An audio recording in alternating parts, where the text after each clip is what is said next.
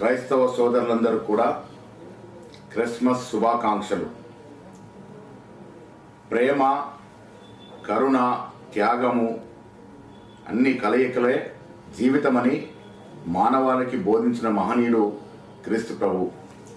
మానవాళిని శాంతి వైపు నడిపించిన మహోన్నత వ్యక్తి కూడా క్రీస్తు ప్రభు.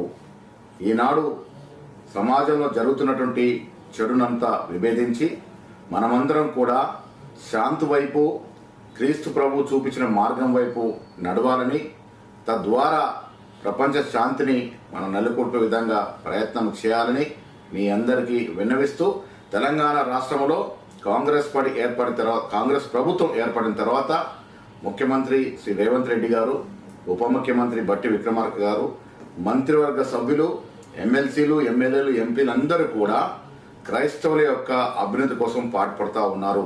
ఇది నిరంతరం కొనసాగుతుందనే మాట మీకు తెలియజేస్తూ మరొకసారి మీ అందరికీ క్రిస్మస్ శుభాకాంక్షలు.